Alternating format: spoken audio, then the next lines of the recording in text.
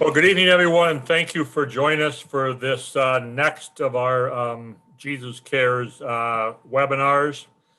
Just a brief overview before we get going with it. So you see the learning objectives there, and I'll talk a little bit more about why we have these learning objectives in a minute. Our biggest goal is for you to learn how other Jesus Cares programs have connected their congregation to their Jesus Cares program. Finding out ways that you can incorporate your congregational members into your Jesus Cares program. And then really, not that you got to do everything, but are there one or two things that you can do with your JCM program to connect your congregation to it? So let's begin with prayer and then we'll get into it. Heavenly Father, tomorrow we again begin the Lenten season when we see your full demonstration of your love for us with Jesus as our Savior going to the cross for us. Help us to see that love and remember the wonderful privilege that we have to share that love in our everyday lives, but also especially in the work of our Jesus Cares programs all across the country.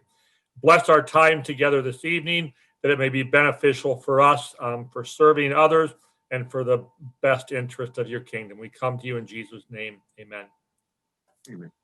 Just a reminder, if you wouldn't mind, please make sure your microphone is muted until we get to the discussion point.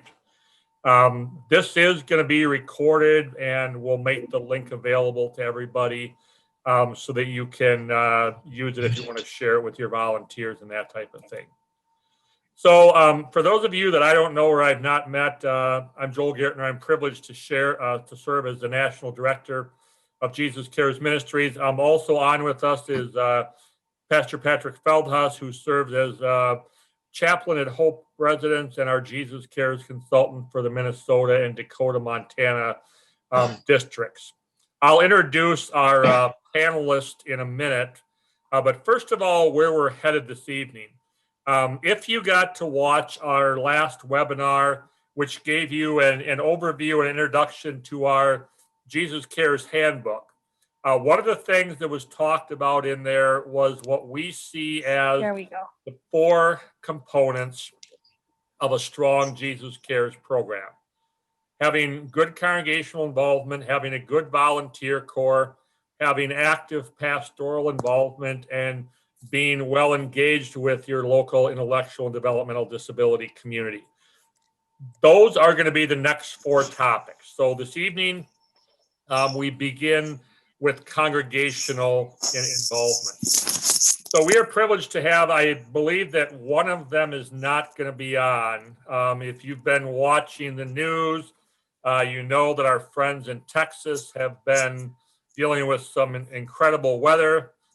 Faith Brown, who's our Jesus Cares program leader at Abiding Word in Houston, Texas, really wanted to be here, but she sent me a message a little over an hour ago and said, because of power and internet issues and everything else, she's not going to be able to join us, but we are thankful to have with us Kathy Krieger, who's the Jesus Cares program leader at Mount Zion in Kenosha, Wisconsin, and Melanie Werner, who is the program leader at Christ in Marshall, Minnesota.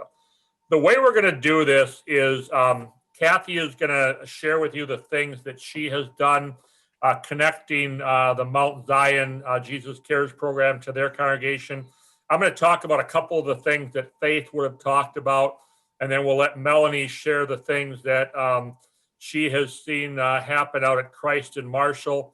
I'm going to let Pastor Feldhuss share a few of his observations, and then we'll open it up for discussion. So please hold your questions until we get to the end, write them down or whatever. So first of all, Kathy Krieger from Mount Zion in Kenosha.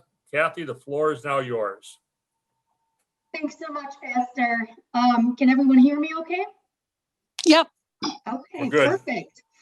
Okay, so I thought before I jumped into kind of what I would see as keys for kind of successful involvement of the congregation with the Jesus Cares program, I thought it would be a good idea to first give a little background in terms of who we've had as volunteers at Mount Zion in Kenosha. And then what kinds of events we've had those volunteers for. And then after that, we'll jump into the keys. At least I'm sure I'm forgetting some, but I jotted down a few things that I thought would be good to speak about tonight.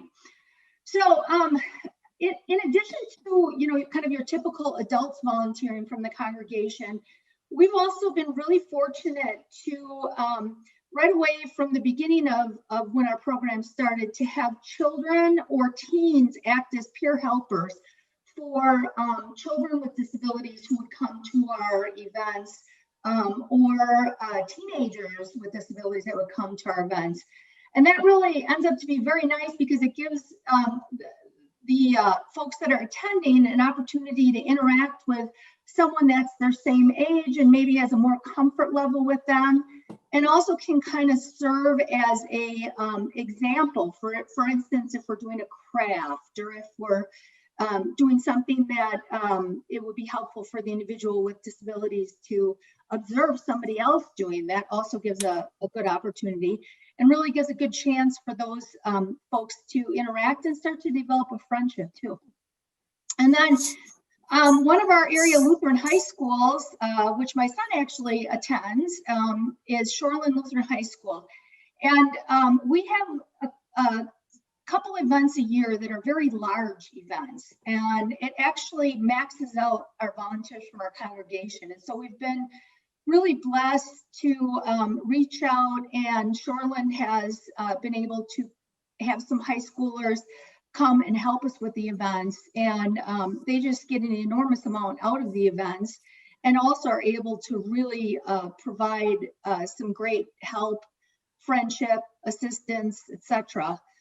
And then the other thing is for Mount Zion, there have been some additional individuals from other local congregations that have expressed an interest in volunteering, and we've welcomed them to also participate. Next slide. Okay, so the types of events that that we've had that we'll talk about in terms of keys for successful involvement. The big events that we have are twice a year, a very special Christmas and a very special Easter. Lately we've been having about 60 individuals with special needs at those events. Oh. And then with all the helpers, almost an equal number of helpers, I would say, and then family members, etc. So it is a real large efforts. Unfortunately, during COVID, we haven't been able to do those events. And I miss them so much. So, and so do the folks who normally attend. I've heard from many of them how much they miss the events. In addition, we have a Challenger baseball league that occurs during summers, both for adults, and then there's one for teenagers as well. And one of the things we do to, serve those individuals as well as get our name out there from a ministry standpoint is we hold an ice cream social at the game. So we'll pick a particular Saturday for the kids or a particular Monday night for the adults. And we'll provide ice cream bars and, juice boxes or water. And it's a really fun event. The family members are there, so they get to enjoy them. It ends up to be a really great opportunity to talk with a lot of folks. We also have done Sunday school assistance and modifications. So we've had volunteers involved with both of those efforts for several individuals that have gone through our Sunday school programs, as well as special needs catechism instruction. And one of the things we are able to do now, again with COVID, though, is the JCM adult Bible classes. We are holding those on a monthly basis. We're able to socially distance and wear masks. At least some of the attendees are able to wear masks. And that has been going actually very well. Of course, our attendance isn't as quite as large as it was before COVID, because this is a population that getting sick may be much more challenging for. We also do a church block party. Now that the church block party is for the church in general, but the nice thing is usually we send out invitations to the individuals that we have like on our mailing list or from the baseball email list. And that gives an opportunity for individuals with disabilities to come and meet more of the congregation members as well as people in the neighborhood, because the church block party invites folks from the neighborhood. And then the way that we do worship at the cross, we don't actually do it on a monthly basis. We do the Bible study instead. We actually do worship at the cross at the end of our very special Christmas and Easter events. So after the individuals go through and do the various activities, games, crafts, cookies, etc., then we have a worship at the cross service and a luncheon before everyone heads out. Next slide. Thanks. So some of the things that I was thinking about when thinking about for keys for successful involvement, especially when we first started this ministry at Mount Zion, one of the things that was clear to me, I actually, just a brief background, I have a daughter with special needs, and she is 24 years old, but we started this ministry, I think, when she was about 10, maybe, and first started with kids and then expanded to adults later on. But it was really clear that, you know, the congregation, not that many people had a comfort level with people with disabilities, especially if it was more of a disability beyond a physical disability. And so to try and increase comfort level, a couple of the things that we did were to have a ministry overview with the congregation with a question and answer, you know, to give them an opportunity to ask any questions regarding, you know, different people with disabilities, or to ask questions about what kind of service, what kind of things are we going to do.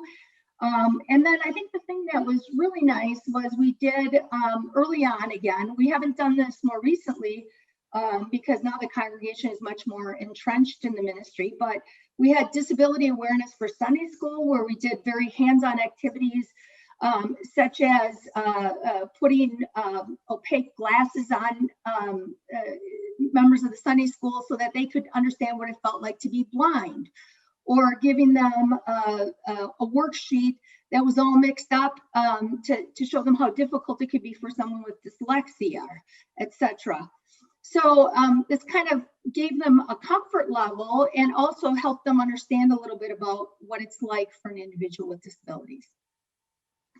And then in terms of successful involvement, I really believe it's really important for the ministry, in addition to real world life, right, is that any volunteers you have, you really want to make sure that the tasks that they're going to be doing are aligned with their skills and their comfort level.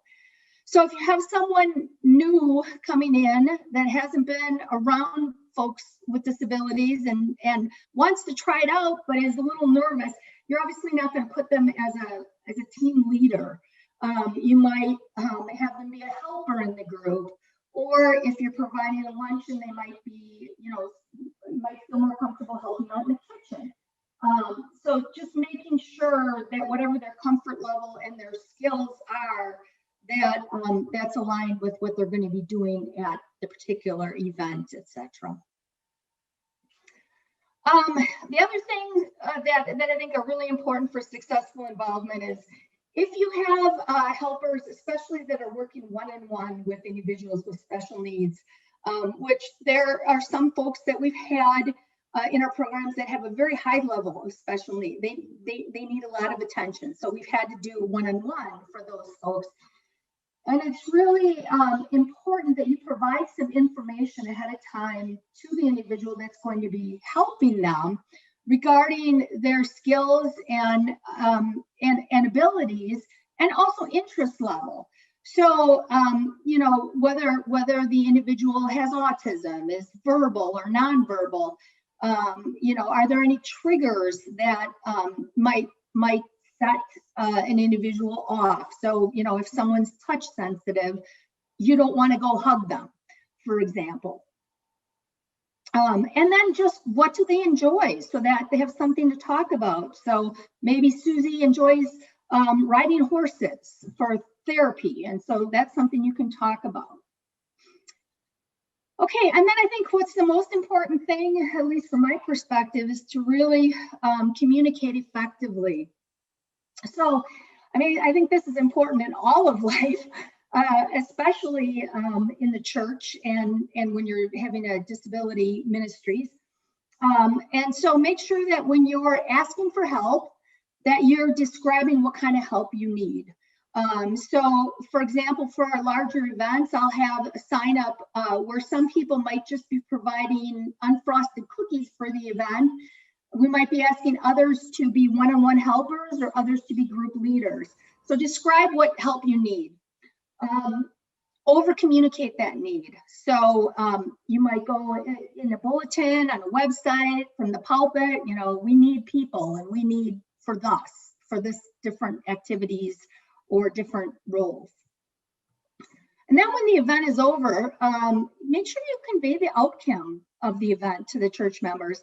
And not just, you know, numbers or whatever, but if you're able to do pictures, pictures are worth 1,000 words. And that's another reason why I wanted to throw a few slides up here, because it you know, if you see a picture, that's much more effective than someone saying, oh, we had 40 members attend. Well, you know, let's show what we did, what kind of range of things, disabilities, etc., and any cool comments. I mean, we've had some amazing comments from individuals that attend the events and from family members, and frankly, a very, very high percentage of them are unchurched, have never been to a church, and you know, families don't feel comfortable even bringing them into a church for a regular service because they might have some behavioral issues, etc.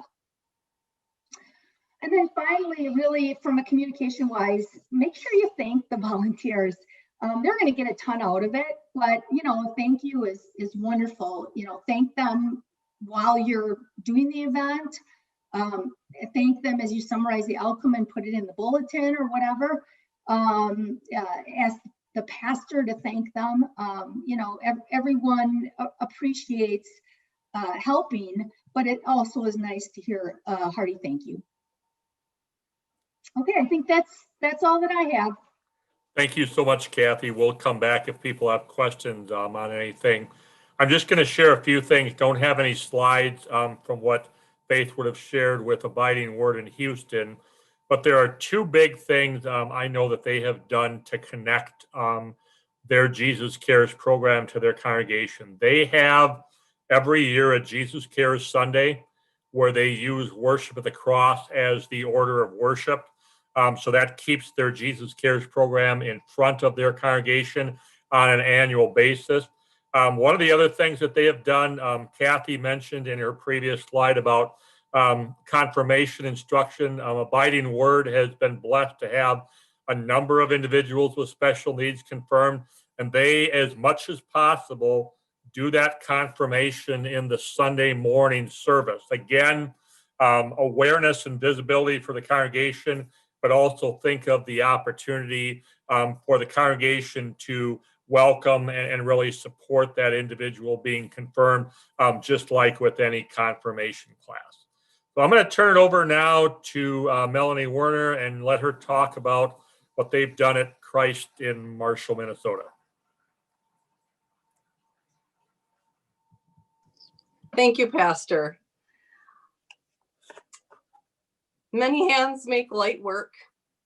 And in the example of events I share with you tonight, the helping hands of many congregation members not only make light work, but also help to make the work of this ministry even more of a joy in serving the Lord.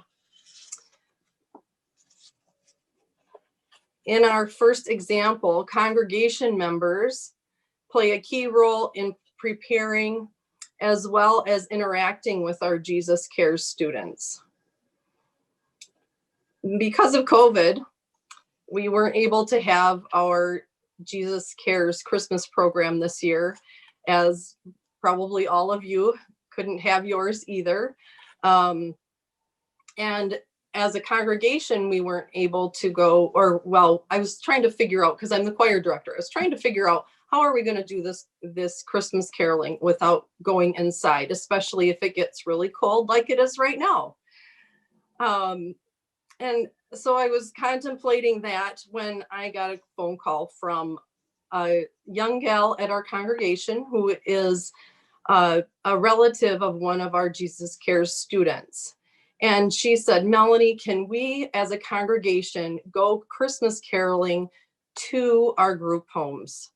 And so absolutely, I just thought that was a wonderful idea.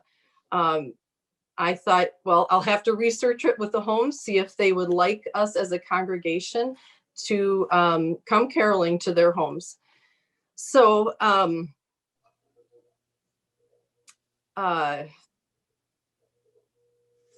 this was all part of the planning then. Pastor, you can go ahead and change the slide, please. All right, we start with our planning. And as a leader, I get to do a lot of communication. First of all, I did contact the JCM students and their staff or families, individuals, to see if they would like to have us come. And later on, I also, it was a resounding yes, by the way.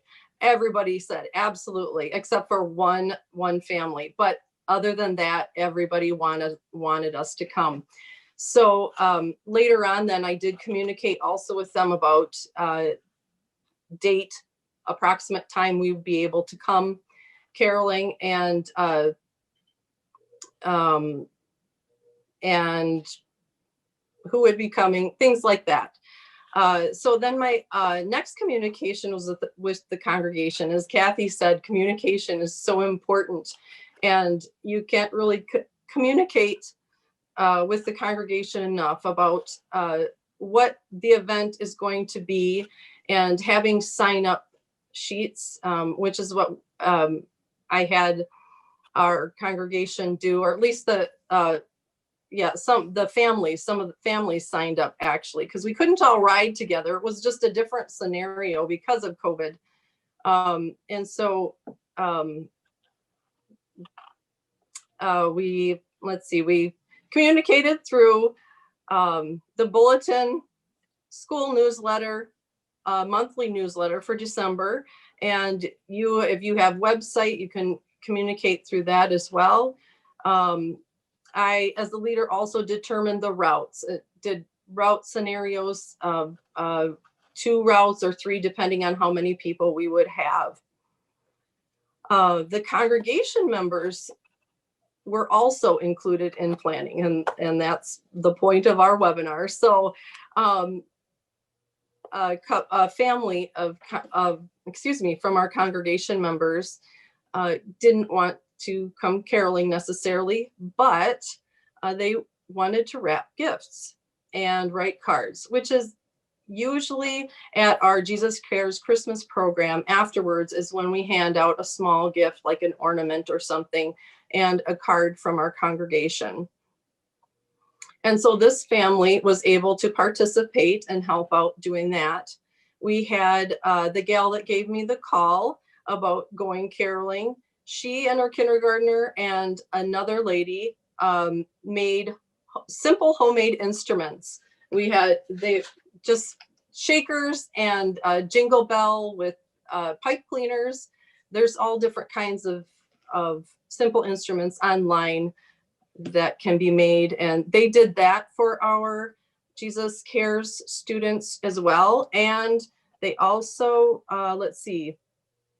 we had treats. We made treats for the carolers, actually, because usually every year when we meet to carol afterwards, we come back to the church and have treats and hot chocolate. So this year we just made a goodie bag for them, and that they were able to take with them and go home then and have their treat after caroling.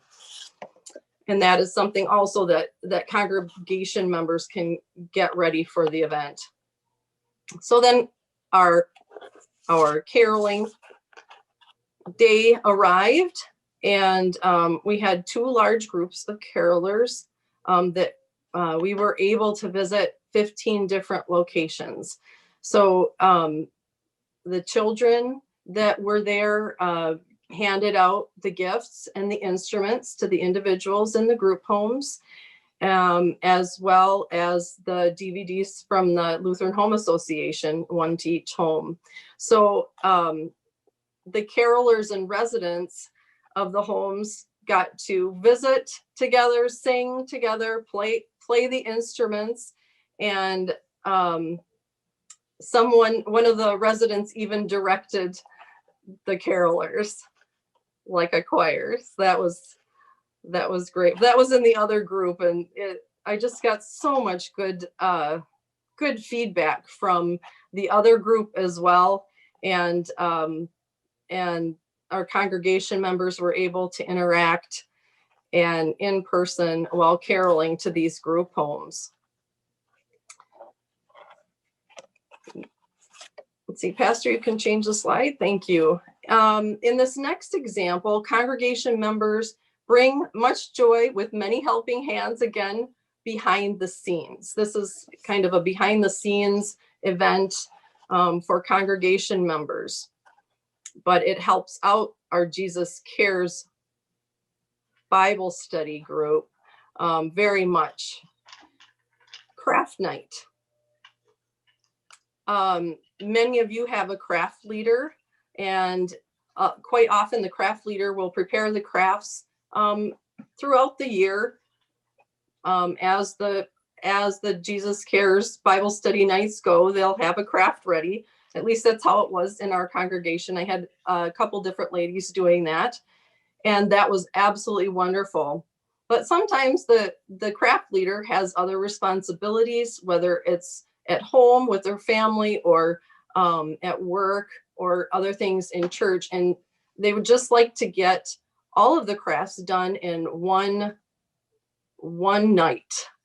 And so it requires a lot of preparation on the part of the craft leader, but it's the amount of work and help that the congregation members can give is a lot. It's a lot and really appreciated. So you can change the slide, Pastor. And that's when craft preparation night began for us.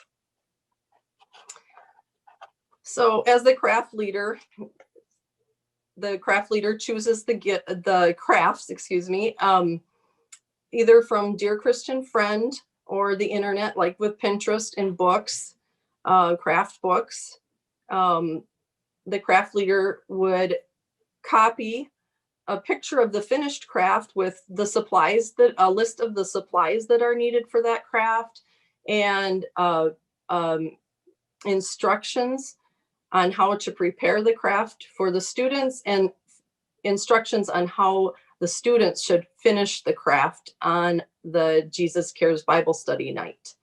On that sheet also at the top it's great to put the date and lesson name at the top.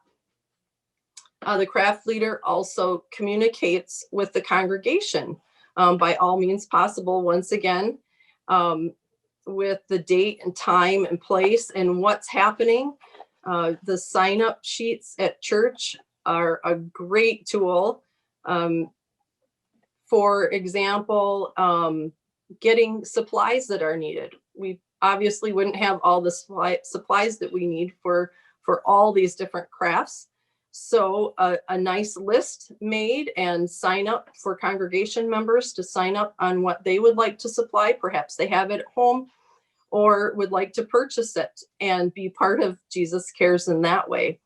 The sign up sheet for setup time, which would be a set period of time prior to the time that the craft night begins.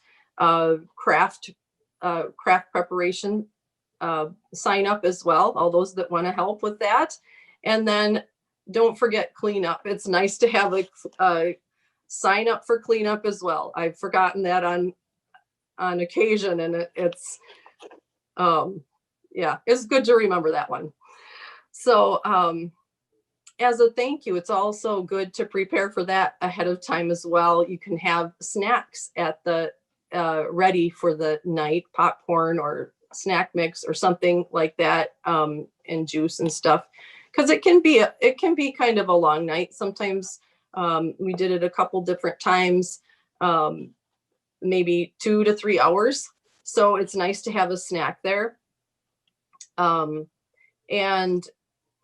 also later on, you'll also want to make sure to thank everyone in the bulletin newsletter, and let the other congregation members who weren't able to participate this time know what happened, and perhaps, like Kathy said, take pictures and share that way as well. So craft night arrives, and we have, for example, our setup an hour and a half to an hour ahead of time, when those who signed up for that would come. And at the setup, we'd have one craft per table. And at each table, then we'd have the art supplies that are needed, such as the glue, coloring crayons, or markers, or color pencils, whatever is needed that way, scissors, double-faced glue, or not glue, tape. I'd also have at each table, or with each craft, a gallon bag or a box for everything when it's done. Also, for some of the crafts, baggies are a great tool to have for each of the prepared crafts for each of the students that will be finishing those crafts. So then many hands arrive to make and prepare the crafts. So at ours, for the simple ones, one person would be at a table with a simple craft that needed to be prepared, and others worked in teams, 2 to 4 people, and they worked to prepare the craft. And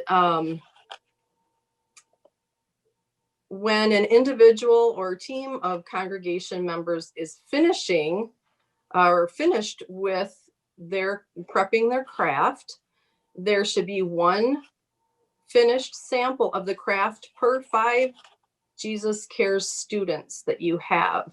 That's just that's how it is at our congregation. If we have 25 students that possibly would show up for Jesus Cares Bible study, we would have 5 finished crafts. And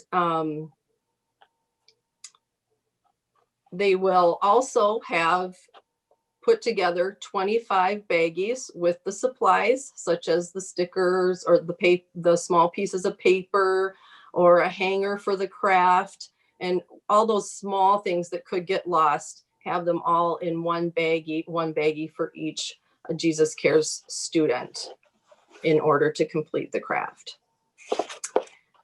So another kind of craft night, a student came up to me when I had put this in the bulletin, and a student came up to me and said, "Melanie, what craft are we going to do on craft night?"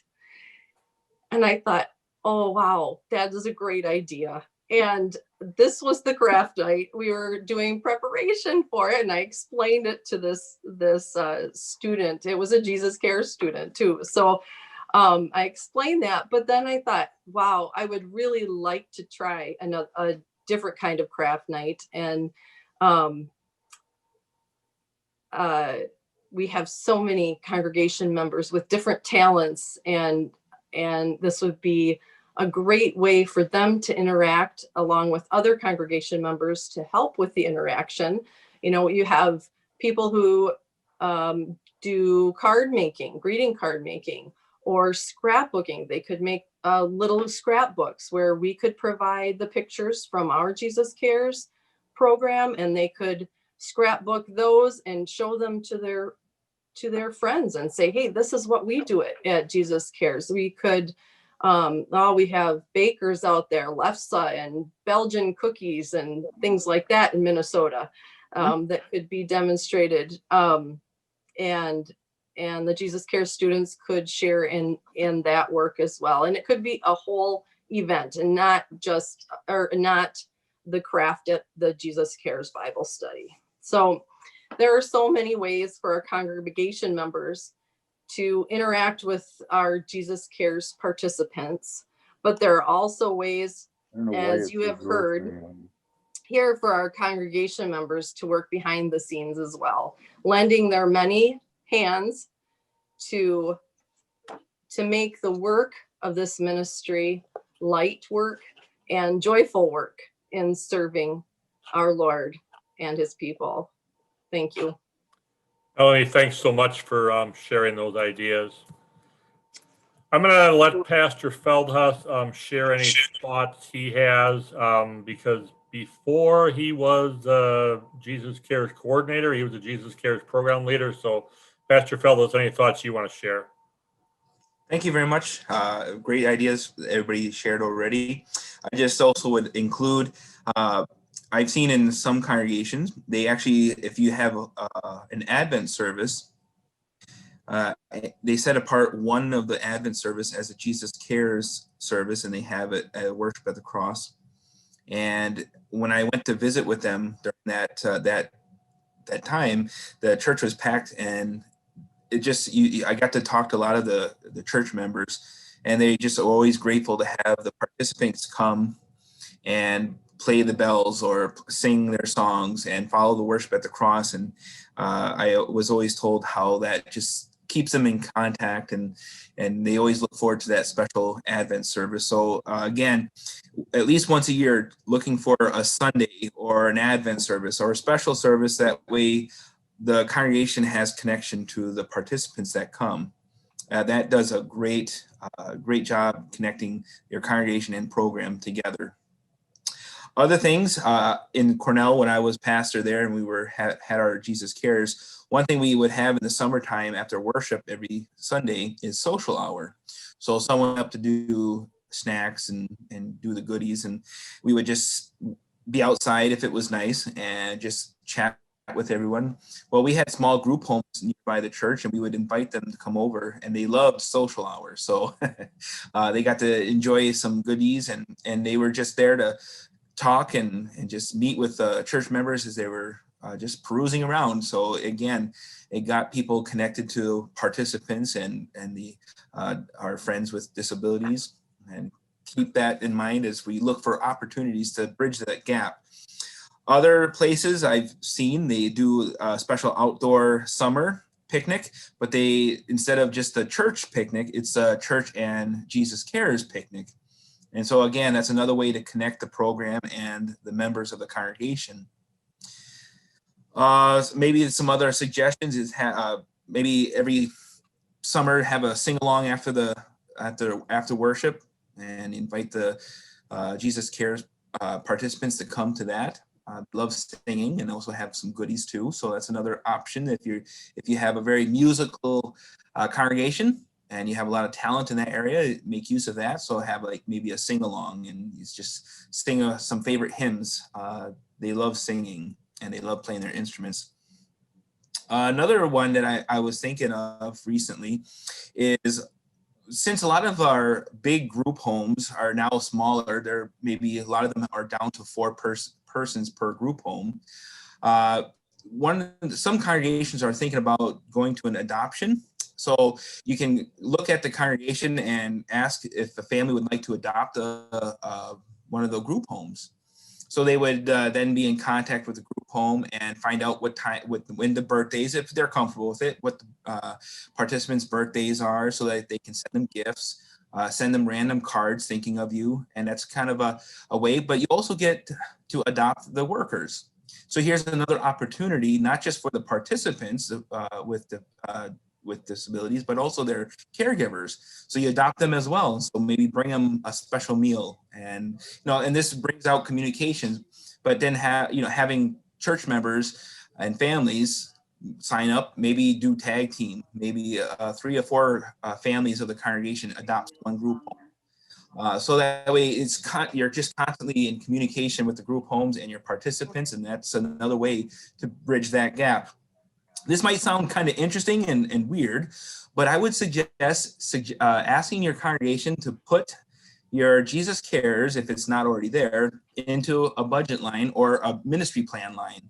And what that does is that it gives you a budget so that you can make sure the congregation knows this is what we're going to be using money for our Jesus Cares. But then you get an opportunity every year to say, this is what the money that you allowed for us to use went to. And then you have, again, you're in front of the congregation and you do a report every year about the blessings that the congregation has given to you through their offerings. And so again, it's just a way, I know it sounds weird, but a budget line, and that way you have to make a annual report, but that's usually out in front of all the congregation. And then you get to show them the pictures, the smiles, the events that you had, and it just makes it more real to the congregation, other than just saying, yes, we have a Jesus Care program, but we don't know anything about it. Now they will be invested in it. So that's another opportunity. Some congregations have a LES, a Lutheran Elementary School, and I have suggested that some of the congregations with those schools, they use Worship at the Cross for their chapel. But maybe once a month, you invite your participants of your Jesus Cares program to that chapel, maybe on a Friday morning, or if it's an afternoon, whenever you have your chapel. But that's another way to gain interest of the congregation and your school. And you will be able to see how the participants enjoy watching kids sing the same songs as they do. It's amazing how much participants love children, and they just gear towards them. And it's pretty special to watch them interact. Again, just putting it out there any way you can to connect your congregation and your congregation's ministry, even if it's a school ministry, to your Jesus Cares program. So those are some of the ideas that I've seen and I've used and I've suggested throughout the 2 years I've been in this awesome ministry. So thank you again for all you do, and really all your ideas, you're not wrong. It's just, we just try to find out what works in our congregation.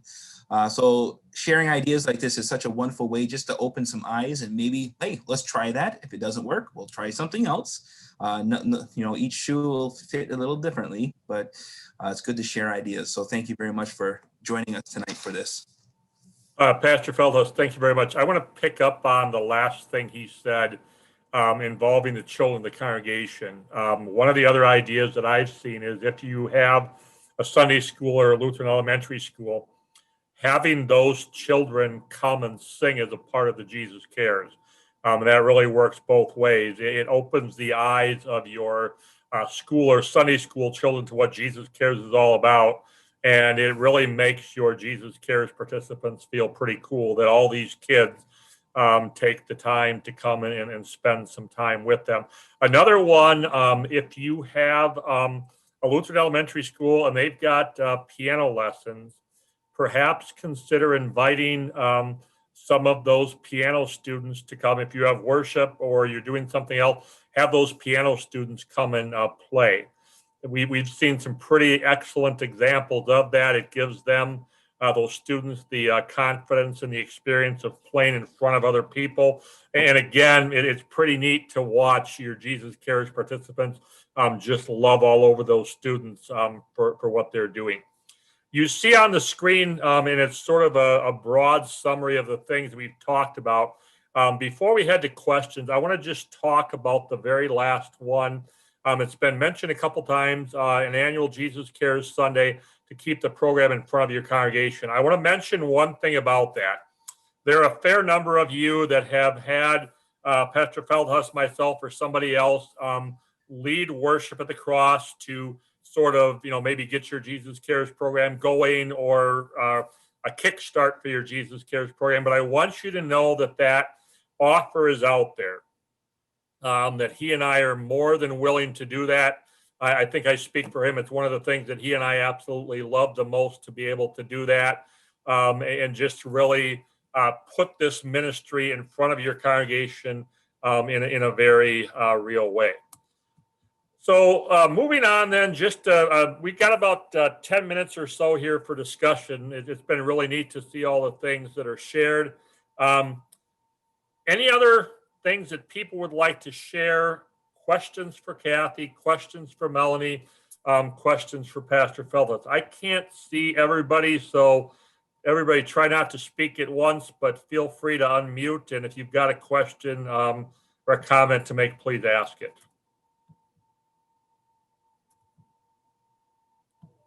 And not everyone at once. So if you don't know how to unmute, way on the left-hand side of the control bar, there should be you should be muted, and there should be a red line through your microphone. So just tap on that and you can unmute. And if you have a question or a comment.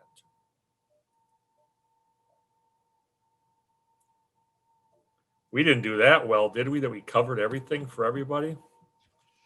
This is Heidi Witz. I don't really have a question or comment, but I wanted to say hello to everyone on this call. I'm the newest member of the team at the Lutheran Home Association. So I wanted to greet you all, and I hope our paths cross and we have some blessed conversations about Jesus Cares Ministries.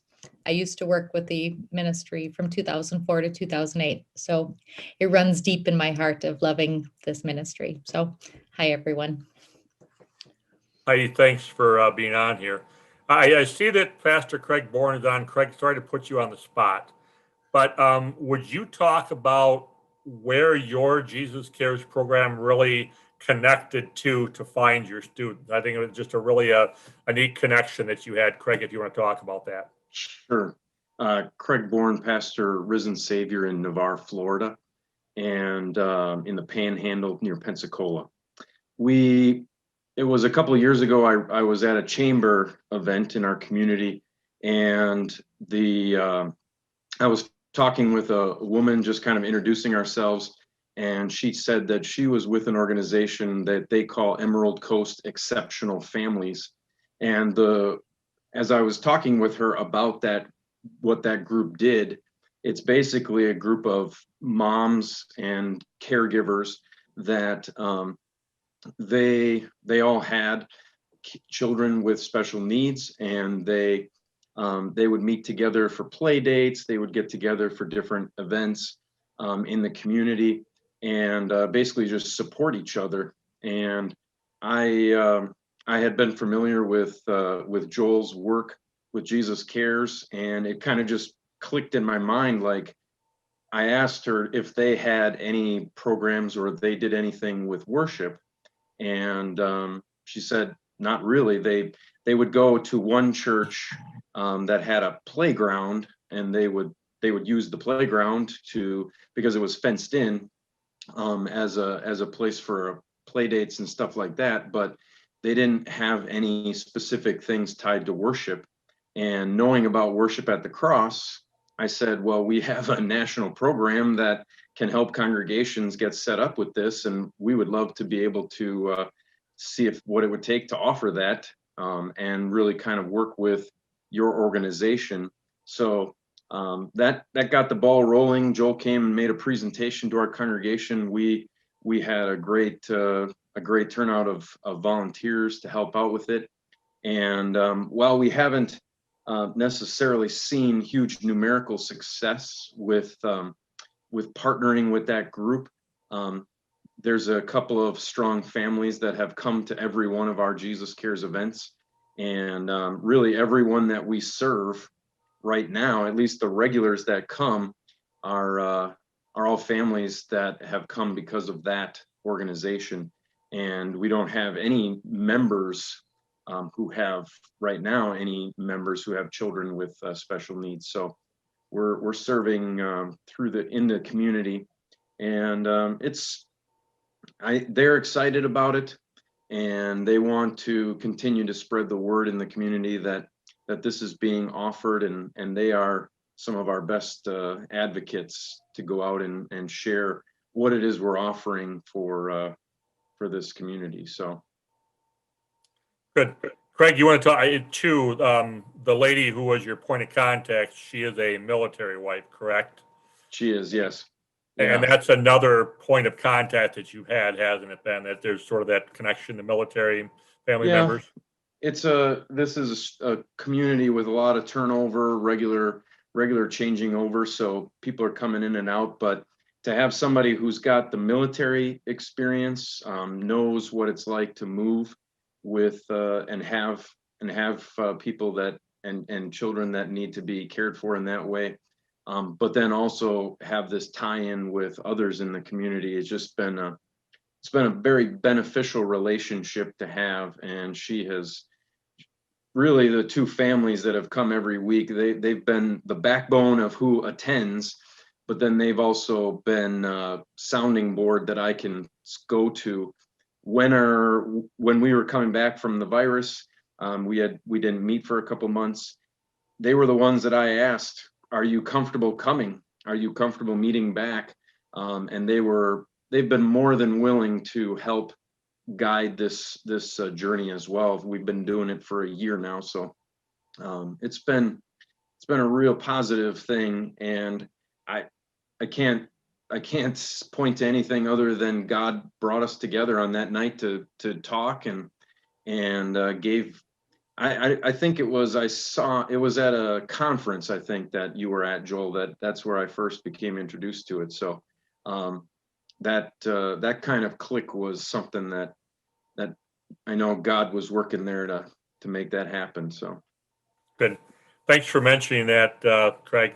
I just wanted to make that last tie, and we'll talk about this in a future webinar, but just so that you are aware, that is another whole avenue that we're just starting to scratch the surface with your congregation connecting. We know we've talked about group homes, we've talked about families who have loved ones with special needs, but keep in mind, if you are near any sort of a military installation, please get in touch with us, because that's a whole nother opportunity that is not being served. And from what we've seen, they would really love to be served by that. So any other things that anybody would like to share? Any questions? We got a couple minutes left here. I want to honor that 1 hour time commitment. Anything else that anybody has to ask or share?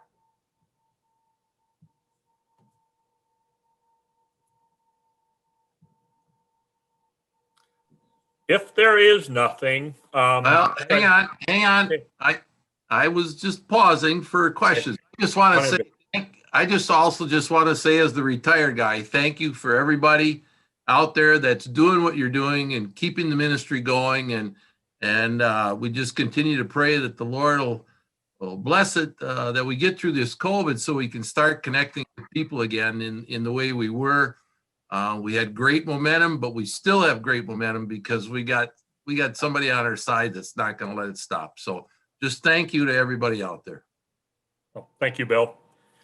As I mentioned at the top, this webinar has been recorded. We will share the link a couple different ways in the coming weeks here, so that if people didn't get to see it, or if you want to share it with your volunteers or anything else like that, a reminder about the Jesus Cares Handbook. If you've not downloaded that or taken a look at that, tonight was just one of 4 parts of what we see as a successful Jesus Cares program.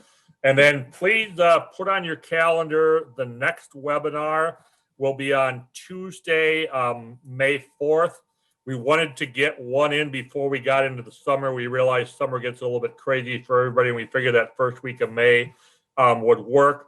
And so that's the one where we're going to talk about strengthening the volunteer corps, making sure that you have a good volunteer corps for your Jesus Cares program. So again, that link for that webinar and Zoom meeting will be shared coming up. You've got Pastor Feldhaus and my contact information there.